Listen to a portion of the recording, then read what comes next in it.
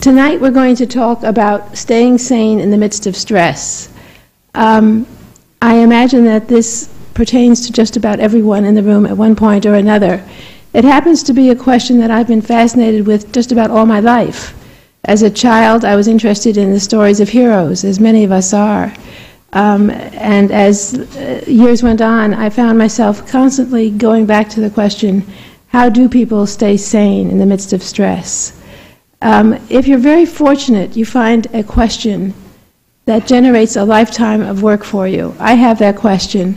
This is it. So tonight I'm going to talk about really I'm going to have two different parts to the talk. The first is understanding what stress is, and talking about the language of coping and what is good coping. This is the more sort of academic part of the talk, but it provides a common vocabulary for us all to work with. And then the second part, I'm going to talk about positive emotions and their role in stress and coping in positive emotion. And that will be a little bit more intriguing, I think. But I think we need part one in order to do part two. So the first question is defining stress. I would imagine that if I asked each of you in this room to define stress, you would each have some kind of definition. And I'm not sure how many different ones there would be, but there would be a number. But one of the most common ways is to define stress as a physiological response. This was actually done originally by Walter Cannon in the 1930s, and it continues to be a very important way to think of stress as an autonomic nervous system fight or flight response. Where the cortisol shoots up, heart rate increases, attention narrows, and the body is fully mobilized. Another way of talking about stress is something that happens to you. And the major approach that this has been used for is life events. And I think many of you have seen life events measures, and I have here the items from the original Life Events Checklist, which was designed in 1967 by Holmes and Ray. And death of a spouse was given the highest rating. And divorce, and don't you love this one, wife begins or stops work. This shows you how questionnaires can become dated. Foreclosure of a mortgage or loan, and vacation. Each of these is given a different number of rating points, and the more points you have, the more at risk you're supposed to be for illness. Now, when people think about stress, how many people think about it as something that happens to them, an event or a situation that happens to you? Yeah, about a third of the room. All right. The problem, well, I'll go into this a little bit later. Another way of thinking about stress is as an imbalance when demands exceed resources. And this is very often taken from the engineering metaphor, as when a bridge collapses. It's also taken when you have a little bit more work to do than you can possibly manage, as in the image of the person at the desk. This imbalance idea, demands versus resources, it's used a lot in the work literature, in the occupational stress literature. How many people, when you think of stress, think of it this way? Yeah, a lot. Okay. Well, you're all right. It's all these things. But there's something missing. What's missing is the characteristics of the person that make a difference in how stressful a situation may be. These include priorities and goals, values, beliefs, developmental history, psychological, physical, and social resources for coping. And let me just give you an example of this. Giving a public talk is sometimes used by social psychologists as a stressor because it's universally considered a very stressful experience. But some people do feel that is very stressful. Others, however, think this is a great idea. What makes the difference is the personal history, or the values, or the goals, or the person's resources. All of these characteristics of the person make the difference. That's why, for example, you can't judge even a divorce as 100 or 90 on the Holmes and Ray rating scale, because for one member of the couple it may be 100, and for another it might be a 65, depending upon who's initiating the divorce and what's to be lost and what's to be gained. The person matters. This was taken into account in a cognitive theory of stress. And this is where I'll just give you a little bit of theory. The key concepts here is that stress is contextual. It involves the person in a particular environment or situation. So you can never think of stress without thinking of a context for it, of what's happening and what's going on. Stress is a dynamic process. It isn't something that just happens and it's over. It unfolds over time. And the process is influenced by these two phenomena. One is cognitive appraisal, which I'm going to tell you about, and the other is coping. And when you have this vocabulary, you will have a definition of stress that takes the person into account. A situation is stressful when you appraise it as a harm or challenge, it is personally meaningful, it matters to you, and it taxes or exceeds your resources for coping. So appraisal is a judgmental, evaluative process that we are always engaging in. When you are out in the world and doing things, you're constantly looking around without even being aware of it. Am I okay? Am I in danger? Is everything all right? Do I need to be alert? This appraisal process is an unconscious process that we engage in just routinely. So here's another example of a cognitive appraisal, that you have the balance of demands and resources. And the first thing you ask is, what's happening? Am I okay? And what can I do? These are the questions. And it will be stressful if something happens that says I am not okay, and that it's hard for me to do something about it, and it matters. Without the mattering, it won't be stressful. And this is very important. The mattering is what makes the difference in the stress, in stress. Does this matter to me? If it doesn't matter, it will be much less stressful than if it does matter. So appraisals, these cognitive judgments, are tied to emotions. Harm or loss, something bad has happened, has anger, sadness, and guilt. Threat, something that bad might happen, has worry, fear, and anxiety. And challenge, where there's an opportunity for mastery or gain, but there's some risk, excitement, eagerness, and some anxiety. The stress process is inherently emotional. There are emotions throughout. I don't care where you are in the process, the beginning, the middle, or the end, there will be emotion, and that's a very important thing to remember.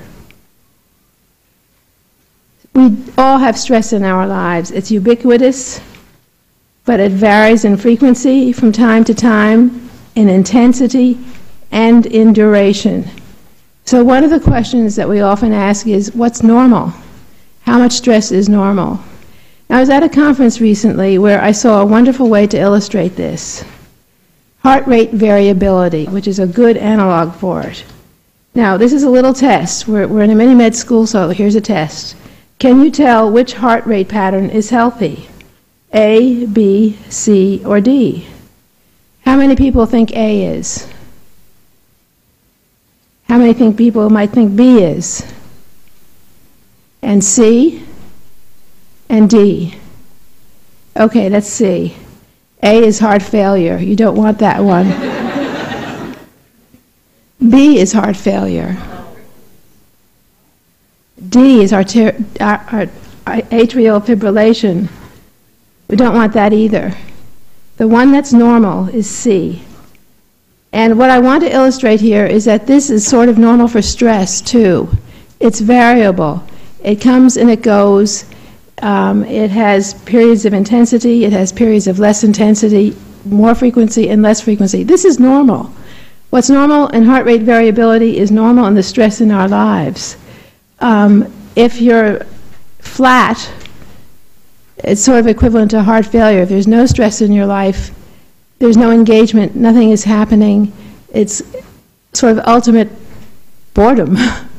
With heart failure, there's a regularity to it. It's not as though the person is involved. It's just there's a regular beat to it without the person being involved in terms of your own beliefs or values.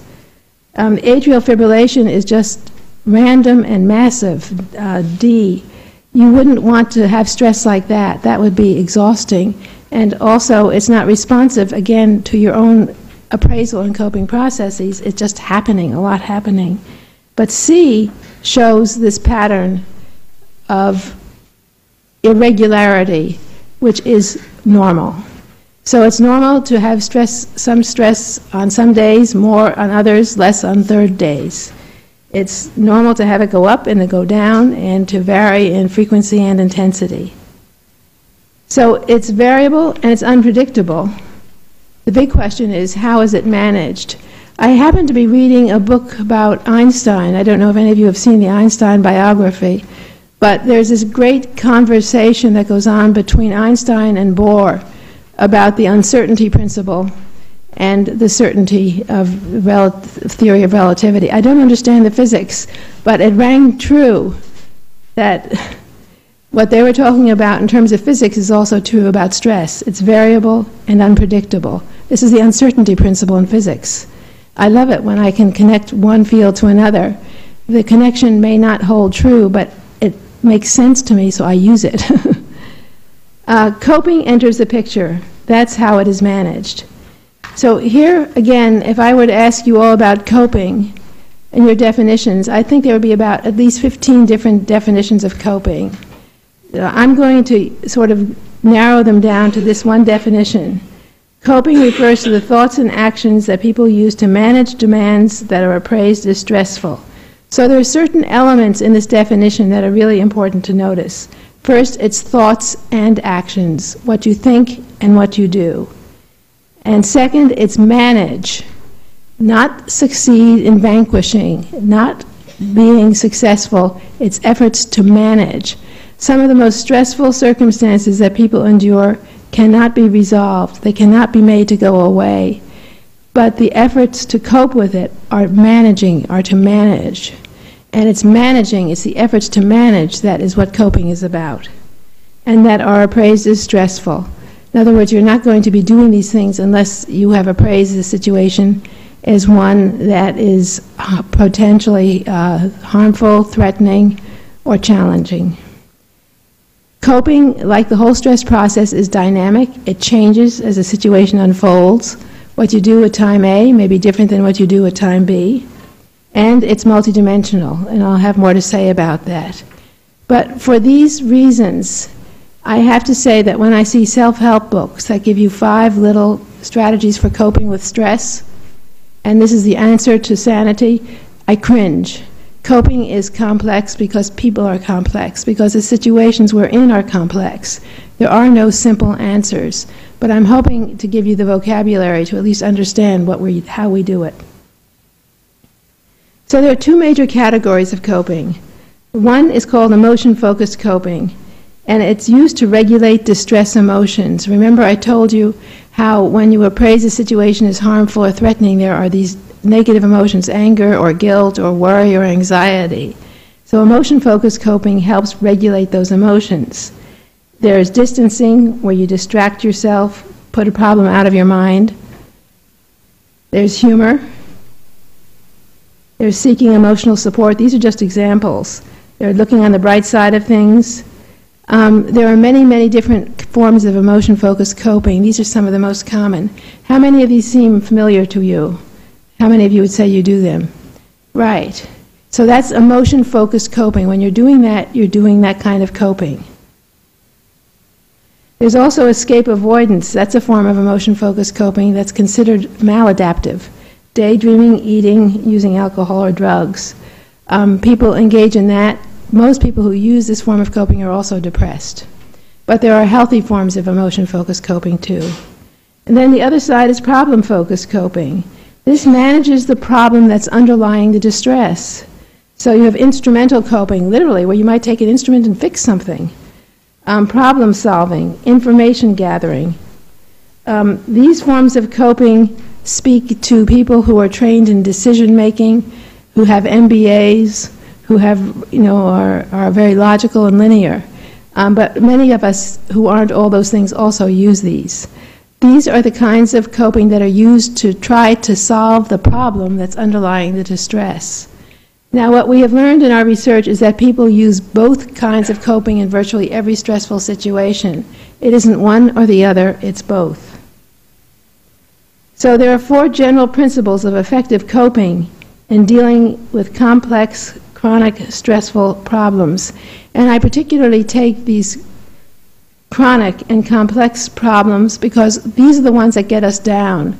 The ones that come and go like a flat tire that you can get fixed, that's piece of cake.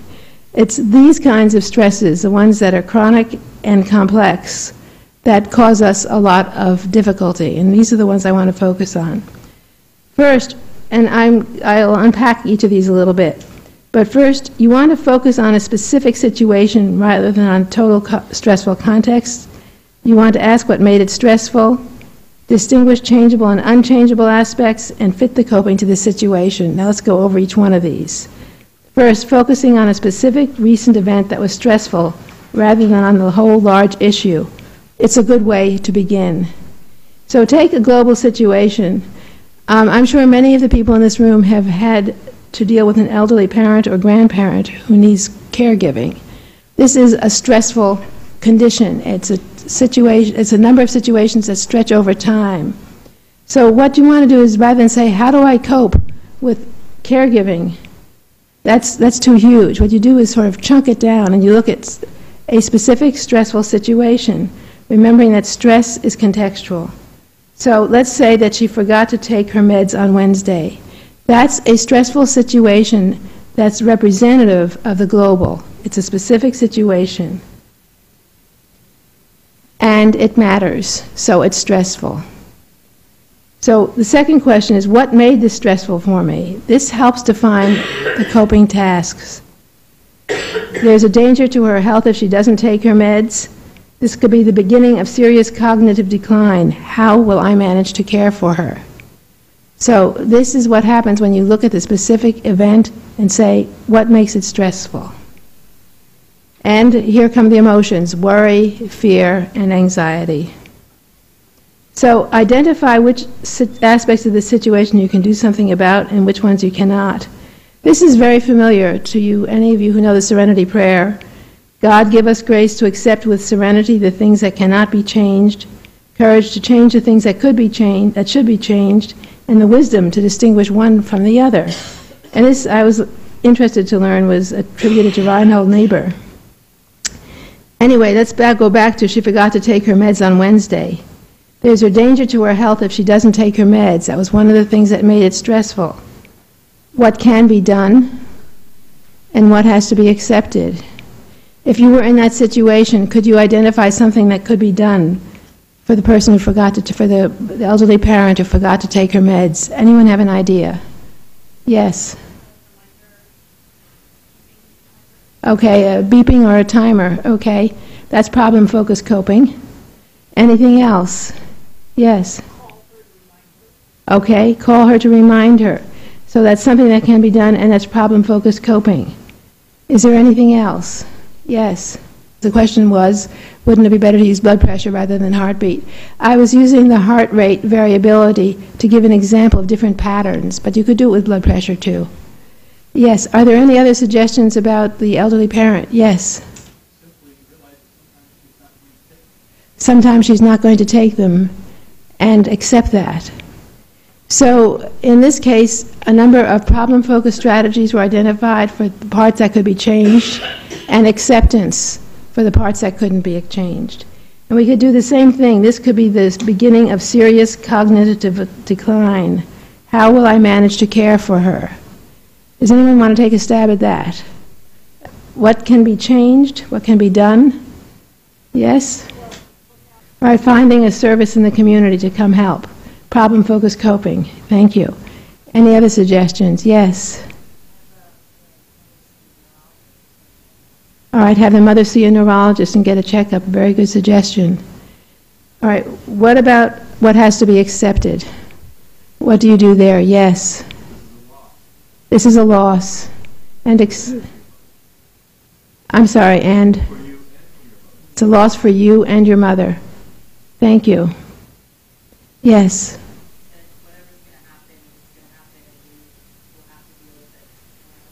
All right, so sort of be prepared for things getting worse or for things happening and accept it.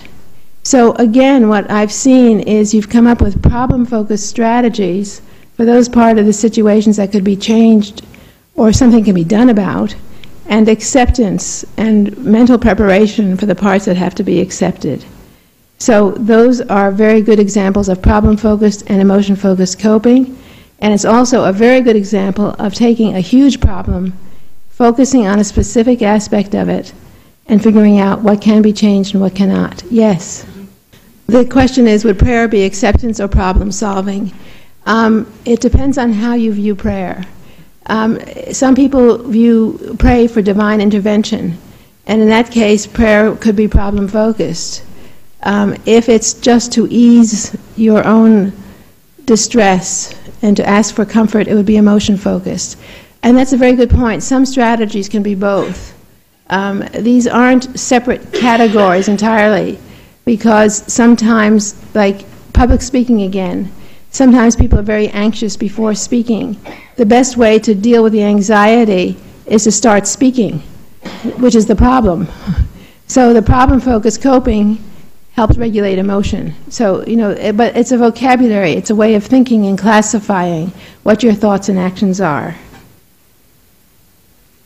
So what we've just been talking about is matching the coping to the situation. For controllable aspects, everything that was named here was problem-focused coping was a good match. And for aspects that have to be accepted, emotion-focused coping. Now, what happens when these are crossed is that you might try problem-focused coping in a situation that has to be accepted. So let's just say you're trying to fix something that can't be fixed. What's going to be the reaction? Yes? Frustration, exactly. It also is associated with poor physical health. Some people are dispositionally oriented towards fixing things, anything, everything. I'm sure many of us have had interactions with people who just want to fix things. When you say, I have a problem, I'm going to fix it for you. Well, not all problems are fixable. And it can be frustrating to the person who's trying to fix it. And if you're the person who's seeking the comfort of another person, it can be frustrating to you that that person is trying to fix a problem that you know can't be fixed. And the same way, if you do emotion-focused coping, when situations can be fixed, what can happen? You can forget, you can neglect to take action that could be life-saving. So it's very important to do the appraisal accurately of what can be changed and what cannot, and then to fit the right coping to it. So it's really a two-stage process. So in a nutshell, that's effective coping. All right, part 2, positive emotion and the stress process. Are you kidding? People say positive emotion and stress. What are you talking about, Susan? Well, I'll tell you what I'm talking about. First of all, when we think about stress, we think about distress, and distress is important. When I'm talking about positive emotion, I don't want you to forget that distress is a part of the stress process. It's always there. And distress is important. It affects the endocrine system, the immune system, the cardiovascular system, the digestive system, and I'm sure if I asked Dr. Hughes, she would tell me 6 more systems it affects. It also affects family functioning, work functioning, and health behaviors. Distress is important. It's a part of the stress process, and it's there. So how does positive emotion get into the picture? Well, I'm now going to take you on or describe for you a tale of discovery. this is where the research that I've been involved with over the last 15 or 20 years comes into play. And I have to tell you, as a researcher, it is so exciting to have one of these tales of discovery to share. So the program of research I'm describing has to do with caregivers. And there were 3 big studies. The major one was a study of gay men whose partners had AIDS. This was done during the 1990s, before there were the antiretrovirals that are effective for the treatment of AIDS. And caregiving was an incredibly stressful experience. Then we have maternal caregivers, that's mothers or grandmothers or other women who are the mother substitutes for children with HIV and other chronic illness. And then patients with advanced AIDS or cancer and their family caregivers. So these are 3 different kinds of caregiving situations. And what I'm going to tell you about comes from these studies. As I mentioned, caregiving and HIV/AIDS in the early 1990s was very, very stressful. First of all, it meets all the criteria I mentioned earlier. It's highly meaning personally. You have someone with whom you are in a committed relationship who is dying of AIDS. The demands at this time were unrelenting. I'm not sure how many of you were familiar with AIDS in the 1980s and the 90s, but the disease course was horrific and challenging in every possible way. And the ill partner's health deteriorated relentlessly. There wasn't really anything you could do to stop it. And then some caregivers were themselves HIV positive. This was a study I undertook, was funded, oh my goodness, 17 years ago now. Time has sort of sped. There were 314 caregivers in this study, or 314 participants. There were 86 caregivers who were positive, 167 who were negative, and 161 who were HIV positive but not caregivers. This group was the one that I was most interested in, the HIV positive caregivers, because they had 2 things going on, their own serostatus and caregiving.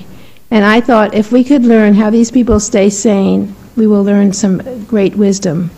We had to have the other 2 groups to serve as comparison groups, one to control for being HIV positive and the other to control for being a caregiver. And that way, whatever effects we saw in the group on the left, we would know whether it was associated with caregiving or with being HIV positive. Now, in this period, there was something called a Kaplan-Meier curve that was used to predict how long people would live, and the average was around 2 years from time of diagnosis with AIDS. And what was so profoundly upsetting to me was that the predictions were accurate. The disease just ticked along at that time, and sure enough, 58 of the positive caregivers became bereaved, and 98 of the HIV-negative caregivers became bereaved. The picture has changed dramatically since then, I am very happy to report. We assess these men a lot. We assess them every 2 months for 2 years, and then every 6 months for 3 additional years. So we both psychosocial interviews and physical exams. So we had lots and lots of data for up to 5 years. And what I'm going to tell you about are the data that just have to do with mood. That's all. We had positive mood items such as felt on top of the world, particularly excited, I was happy, and negative mood. I was lonely, I felt sad, couldn't get going. Now, these are scores on depressed mood before and after bereavement. The CESD is a widely used measure of depressive symptoms, and the scores you see here for the caregivers are 1 to 2 standard deviations above the general population, which you see in the line that goes along the bottom. This is typical of caregiving and bereavement in a general population. People get depressed. It's not easy. And this is what it looked like for the next 3 years. They stayed 1 to 2, 1.5 deviations above the general population. And again, if any of you have been through bereavement, or any of your parents or loved ones have been, you'll know that people remain sad and blue and lonely. They will not be clinically depressed, but their mood will be subdued for a long time. This is normal, a normal response to tremendous loss. This is another measure of negative mood before and after bereavement. It's called the Bradburn. And what's interesting about this is that you have to do a little bit of bridging in your mind. Remember that these men were depressed, so this negative mood represents a depressed pattern. And this is what boggled our mind, the positive mood. This measured both positive and negative mood. And what we found was that while the men were experiencing negative mood, they were also experiencing positive mood. If you see the lines in dark red, I'm not sure exactly what color to call that, magenta, that's the positive mood. And you'll see that they were experiencing those moods at almost the same frequency as the negative moods. This was totally a surprise, complete surprise. And the only time there's a separation is around the time of the death of the partner, but even then they're experiencing positive moods with less frequency, but they're still there. We happen to have 3 more years of data, and this is how it looked going out over years 3, 4, and 5. So this is during the period when they're still experiencing high levels of depressed symptoms, depressed mood. They're also experiencing positive mood. Fortunately, we had a third measure to look at, because some people might say it was a fluky measure that you used. It's called the Positive States of Mind. It was developed here at UCSF by Marty Horowitz and his colleagues. And it's quite different. It measures states of mind, like focused attention. I was feeling able to attend to a task you want or need to without many distractions from within yourself.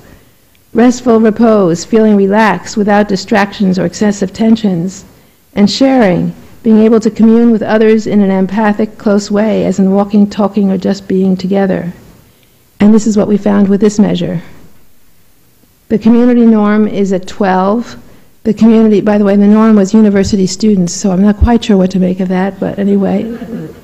And again, that magenta line is the bereaved caregivers. You see that they are experiencing positive states of mind even though they are depressed. And this is what it looked like for the next 3 years. So this information sort of knocked our socks off. We were completely surprised. What were these positive emotions doing here? So the first thing that people said to me, "Oh, Susan, you live in San Francisco. Everything is different in San Francisco."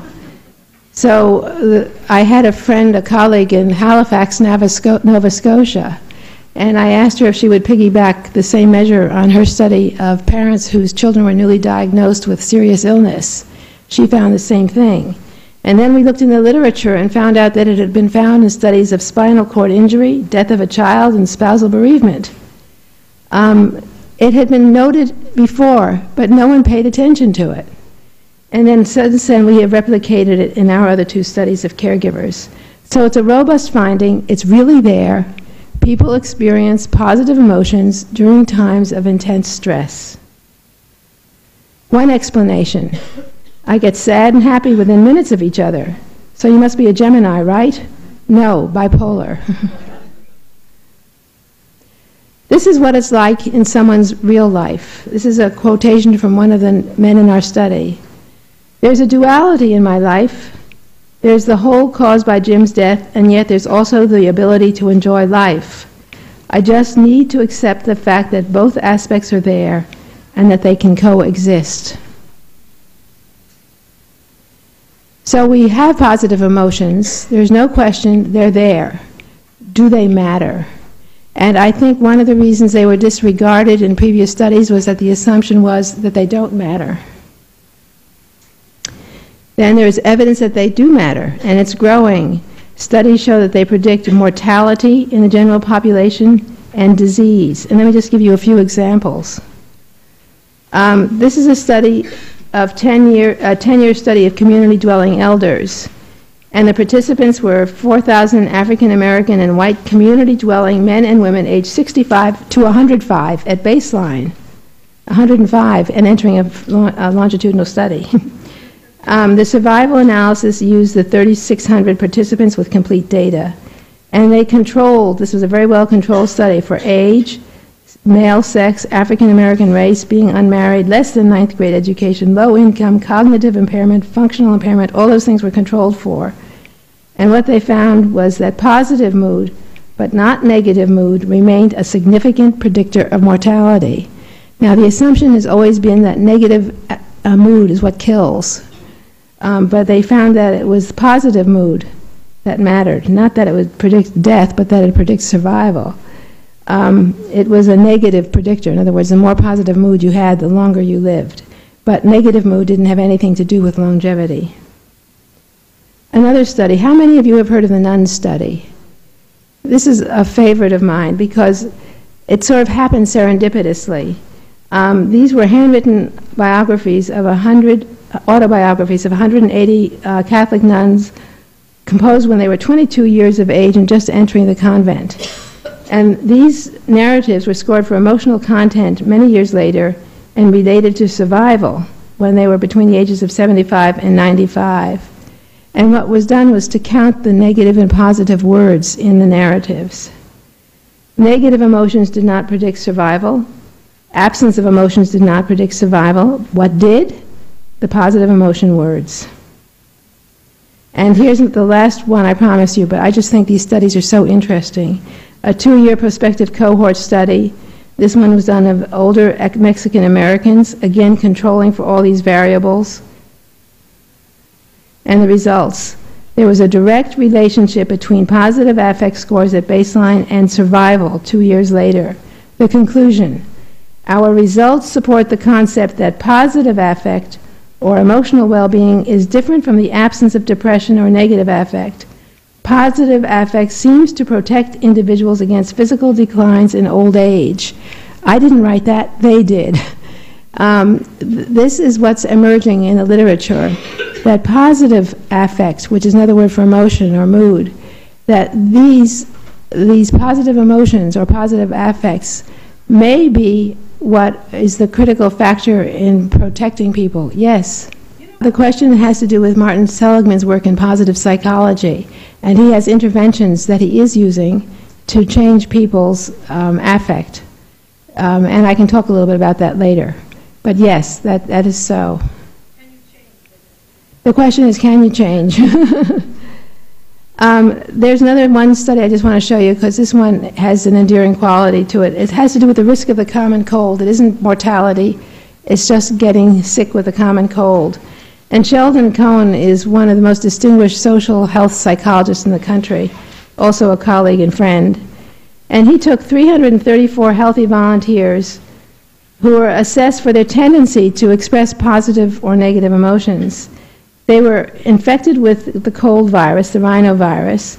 Then they were monitored in quarantine. Can you imagine? I think this study was done in the UK.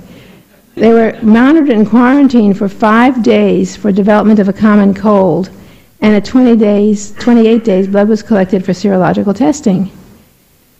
They also collected Kleenex tissues and weighed them before and after use. And that was used as an objective sign of cold symptoms. That's what I love about this study. I mean, how do you talk about that? Weigh the tissue.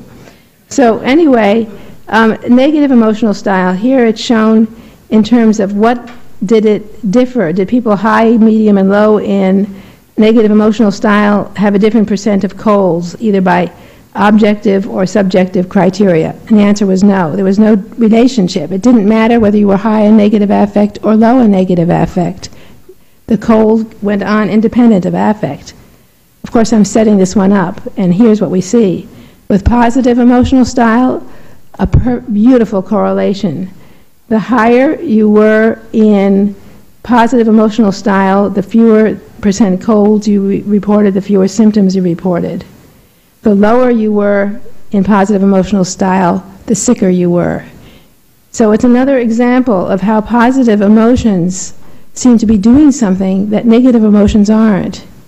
Now, one of the interesting things is that many of our measures that are used in psychological research, measures of depression, include positive items, and they reverse score them as though they are the opposite of the negative emotion. So if you score, yes, I felt happy, 3 on a 4-point scale, it gets reverse scored to add up to your depression score. What we're saying is that you shouldn't do that, that the positive emotions need to be treated separately. and that measures of depression that have these positive items in them that are then reverse scored shouldn't be there. Yes. Let's give it a try. The question was whether people who are just have positive emotions will be more protected around other people with colds during the cold season. This is what these findings suggest. But I'm reluctant to say just go around and be happy, and I'll get to that in a minute. All right, the comment has to do that when you're feeling better, maybe you're exercising better, exercising more and eating better and just having better health behaviors. The whole issue of how these emotions, what the mechanisms of action are to infection and to disease and to survival is one of great interest right now. And you've just identified several very possible pathways. It isn't just being magically happy. It's that when you're feeling good, you do other things.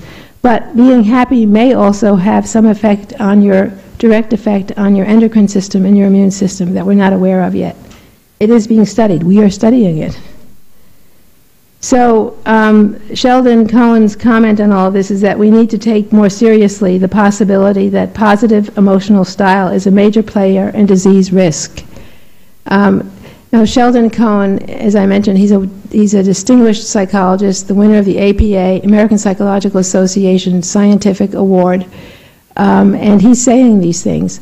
And in fact, we were at a meeting where I first presented some of the data I just showed you, and he said to me, Susan, he asked the question that was asked by you, do you think we can change people's, can we change behavior, change emotion patterns? So this was a question that he asked, the same question you asked. So that takes us to this question. How do people generate those positive emotions when things are going badly? The first, I want to say, I'm not talking about Pollyanna. I'm not saying just be happy, go around all the time with a big smile and everything will be fine. Not what I'm saying. I'm also not saying deny everything that's going on in your life that's bad and just be happy for that reason. It's neither Pollyanna and it's not denial. What we do come to is a third form of coping, which I have called meaning-focused coping. And this is a kind of coping that's different from problem-focused and emotion-focused coping. Those two forms of coping are generally used to manage distress. And what we have found is that the kinds of coping that people use to generate positive emotions are different. They're not the same as the ones that are used to regulate distress. And they're meaning-focused, and I'll explain more what I mean by that. So first of all, we have the basis of meaning. This goes back, remember, to the appraisal. I said values, goals, and beliefs. This has to do with meaning. Values tell you what matters. If you value something highly, it matters more to you. If you value it less, it matters less. Goals are the purpose, give you a sense of purpose, of what you're trying to, what's important to you and what you're striving for, and beliefs about the self, the world, spiritual and religious beliefs. This is what I mean by meaning. Again, meaning, like the word stress and coping, there are many different definitions, but when I'm speaking of meaning, I'm using it in these terms. It refers to values, beliefs, and goals. It doesn't refer to what the computer can tell you, which is, what is the meaning of life? I don't know. The computers are down. So the first strategy in this area is called goal revision. And the key to this one is to relinquish untenable goals and substitute new goals that are both realistic and meaningful. The relinquishing untenable goals, that's part one of the serenity prayer. Grant me the wisdom to know what I can't change. But what's important is part two here. Substitute new goals that are both realistic and meaningful. What this does, it helps sustain a sense of control. It creates a renewed sense of purpose, and it allows hope and optimism with respect to new goals. And now I'm going to give you examples, and these coping strategies that I'm going to be describing, I'm giving you examples from narratives from the men in our study, or the women, depending on which study. So this one is Rob. Rob refers to himself in the third person in the first paragraph, and then he switches. Rob, look at you. You're still here. You can't do all the things you used to do. You used to have all the diamonds and gold and all the fun you wanted. You can't do that anymore. Those days are gone. And so I try to think about what now? What do I do now with the time I have left? In my actions, in my spiritual life, pray more, be nicer to other people, give. So can you see here where he gave up his previous goals and where he substituted new ones? Pray more, be nicer to other people, and give. He relinquished untenable goals and substituted new ones. And what's interesting to me is that he switches from the third person, Rob, to the first person, I, in the process. Here's an example of a person who didn't do the goal revision. The interviewer asked, "How did you spend your day?" And this man said, "Moping, depressed, trying to get as close to the life I had before I got sick." Can you see the difference between these two? Here's someone who was trying to achieve the goals that he had before he got sick, and he didn't give them up, and he says it, "I'm moping and I'm depressed." Strategy 2, infuse ordinary events with positive meaning. Now this is an interesting strategy. This was actually suggested to us by the men in our study. Shortly after we began the study, some of the men said, "Susan, all you're asking us about are the stressful events of our caregiving. You're asking us about all these hard things. You know, good things happen. Ask us about those too. And besides which, we don't like ending these interviews on a down note." Well, one of the great advantages of doing a longitudinal study where recruitment takes almost 3 years is that at the beginning you have some leeway. So we inserted a question that said, "Tell me about an event, something positive that helped you get through the day." And what's so interesting about that question, we actually asked it 1,787 times, I believe, over the course of the study. And in 99% of those cases, these men had a positive event to tell us. Now, I want to mention that once we asked them about these events, we became an intervention study because we sensitized the men to their positive events, and then they came and told us about them. I just fess up, that's what happened. But the point was that they did have these events, and they did tell us about them. And let me just show you a little bit about how these work. First of all, these events provide a breather from distress. It's almost like if you have your muscles tensed, you have to let go for a minute in order to continue the tension. In the same way, if you're experiencing a level of distress that's very intense, you need a relief from it. These events provide that. And they also help restore resources. They help you feel more energized, more motivated. That breather really makes a difference. And here is an example of one of these events. It's a hoot, doing actually nothing. We're like an old married couple. He's on the sofa, I'm on the chair, the old TV along the wall, just being there with him, being together. We do nothing except talk, feed each other. We make something to eat, play with the cats. It's calming. Telling him he's cute no matter what his hair looks like. It's just like being with an old shoe. There's no outside world. Just us. And here's one from a very different person. This woman is a mother of a child with HIV who is, she happens to have been on welfare at the time.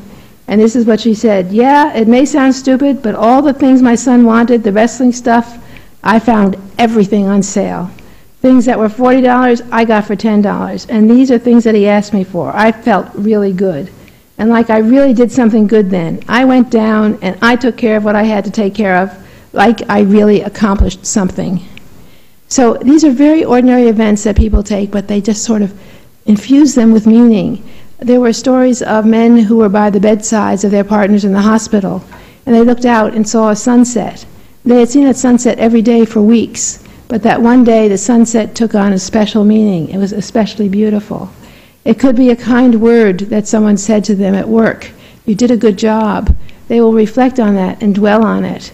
So it's taking an ordinary event and pausing and living with it and dwelling with it and infusing it with meaning. So the third strategy is benefit finding. Reflect on growth in personal strengths and resources. This reinforces positive beliefs about the self and the world. And here is an example. This is an exit interview. "I have learned that I am a stronger person than I probably ever imagined, and that I could have more resources within me than I could have ever imagined. I would have never chosen to go through the loss of him, but it has been a very positive thing for my life because I am a much stronger, much better person in going through this side of it all. I would say 80% of the caregivers said things like this as they ended the study. These were men, mostly in their 30s and 40s, for whom caregiving was completely off time. You don't expect to be caregiving at that time of life. And they had also very often come from family relationships that were troubled. They had not had the experience of feeling that they could make this kind of contribution and that they were so efficacious and so competent. And they actually felt good about that. And remember, this is feeling good while feeling bad. And the fourth strategy is focus on what really matters. This is not rocket science. This is the kind of thing that I think we have all experienced, that when you go through something very difficult, people will often say, it changed my perspective. I have a new perspective. I've rearranged my priorities. I'm getting rid of the things that don't matter to me, and I'm just focusing on what matters. The next narrative I'm going to read says this in a way that my dry academic words could never. The most stressful daily challenges are the severe night and day sweats that John gets. Let's go with last night. Like all other nights, I bring John back upstairs around 10 p.m. I settle him in, and within minutes he begins. It's beyond sweating. Night sweats doesn't describe what's going on. The word that comes to mind is that he is leaking. For the next 2, 5, 8 hours, he sweats through a long-sleeve shirt and a terry cloth bathrobe, and also through a pillow and the sheets. This process can take 20 minutes to half an hour, at which point I disturb him, but he's appreciative of getting out of these wet things and into a dry shirt and bathrobe. He'll settle down and relax a little, and I take a cold cloth to his forehead and wrist and wait anywhere for 20 to 30 minutes until the next episode, and we repeat the process. On a good night, it's 4 times. Last night, we did it 10 times. The thought that comes to mind is that I'm glad we have a heavy-duty washer and dryer on the premises. Personally, I feel proud, pleased that I can comfort him, and have the energy, and God knows where that is, coming from to cope. The event shows our tremendous love for each other. We are still making our love for each other the focal point. The question I would ask each of you is, could he have done this if he weren't focusing on that? Could he have been up all these nights, night after night, doing this work, if he hadn't focused on what really mattered to him? So for you, I have something for you. What I'd like you to do is to take a moment and engage in one of these strategies, the one about a positive and meaningful event. And the first thing I'd like you to do, this is just going to take 2 minutes, is to reflect on a time in the last day, maybe 2 days, when something made you feel good, when you were happy or felt gratitude or pleasure, some positive emotion. Then I would like you to close your eyes for a moment and think about what happened, what was going on, who was there, what was happening, what was it that made you feel good. How would people characterize the mood after I finished reading the narrative about that man who was up all night with his partner? It was sort of down, wasn't it? It's a very moving narrative, and it always evokes a great deal of sadness and other kinds of thoughts. Now, when I asked you to think about a positive event, you were in that subdued mood, some more than others. What did thinking about the positive event do to your mood? Just thinking about it. Did it have any effect at all? For how many people did it sort of change your mood? All right, what you've just had is a major coping intervention. All right, then the next thing you did, how hard was it to come up with an event? Let me just ask, from how many people was it very easy? Just about everyone. All right, and I assume that your days are like mine. They have lots of things going on and a lot of stressful things, so this was in the midst of that. You had these events. All right, now what happened when you turned to your neighbor and talked about it? Pardon? Sharing. What did the sharing do? Pardon? Lightened it. Yes. Validated it. Right. And what we say is that the sharing amplifies the event. Does that make sense to you? It makes it more. And this is a very lovely way to elevate mood when things are difficult. If there's no one to share it with, just meditating, if I can use that word. I'm in the Center of Integrative Medicine where we use that word a lot.